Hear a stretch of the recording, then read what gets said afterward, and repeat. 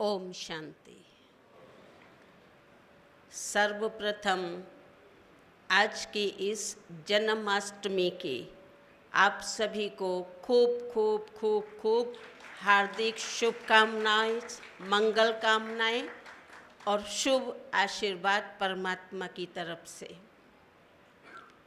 जैसा दीदी जी ने आप सभी को बताया कि हम ये सोच सकते हैं कि जब कृष्ण की जो दुनिया है उस दुनिया के अंदर इतने सुंदर सुंदर दृश्य हैं, इतने सुंदर वहाँ लोग हैं, तो उस दुनिया में जाने का तो हर किसी का मन होता ही है। तो श्री कृष्ण आकर्षण मूर्त है, लेकिन साथ साथ हम वैकुंठ को भी सभी याद करते हैं।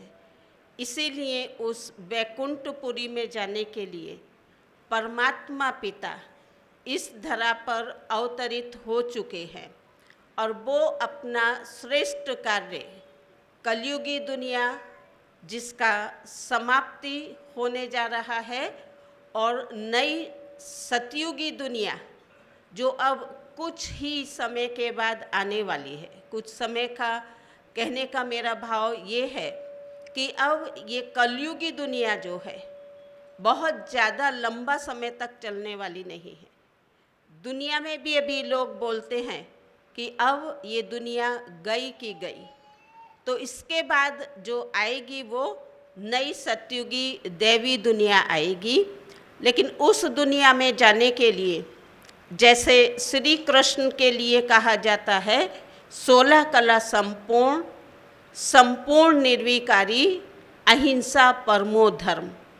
ऐसे अगर देखा जाए तो उसके जो भी चरित्र बताए हैं तो वो चरित्रों को आज की दुनिया के अंदर, क्योंकि कहा जाता कि जैसी दृष्टि वैसी सृष्टि, लोगों ने अपनी दृष्टि के हिसाब से उन चरित्रों को देखा और उन चरित्रों से अपने चरित्र को श्रेष्ठ बनाने की जगह और ही चरित्र का पतन हुआ।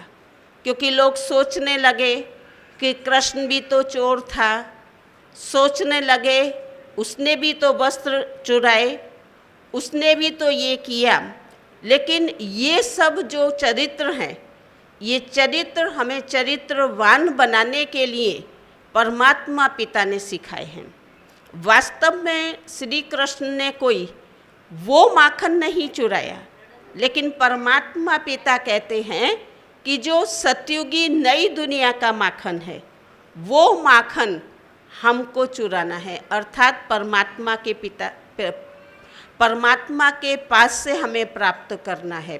तो इन चरित्रों का वास्तविक आध्यात्मिक रहस्य समझने के लिए पुनः पुनः आप इस गॉडली पैलेस के अंदर में आमंत्रित हैं। जैसे दीदी ने भी कहा कि यहाँ 7 डेज कोर्स कराने के लिए यहाँ कराया जाता है, तो वो 7 डेज कोर्स आप एक बार अवश्य कीजिए और उसके द्वारा आप परमात्मा पिता को किस रीते से याद कर सकें, जीवन में सुख शांति और समृद्धि किस प्रकार से आ सकती है, तो वो इन 7 दिनों के अंदर न केवल आप श्रवण करेंगे सुनेंगे, लेकिन उसको महसूस भी करेंगे। तो पुनः पुनः आज के इस जन्माष्टमी की त्यौहार की खूब खूब हार्दिक शुभकामनाएं। साथ साथ जिन भी कलाकारों ने इतना सुंदर परफॉर्मेंस हमें स्टेज पर करके दिखाया, तो मैं भी अपनी तरफ से सभी कलाकारों को खूब खूब शुभकामनाएं अर्पित करती हूँ, शुभ बधाई देती हूँ। आप सभी ने सुंदर कार्यक्रम निहारा, आप यहाँ पधारे तो आपका भी तहे दिल से आभार, शुक्रिया शुक्रिया। ओम शांति।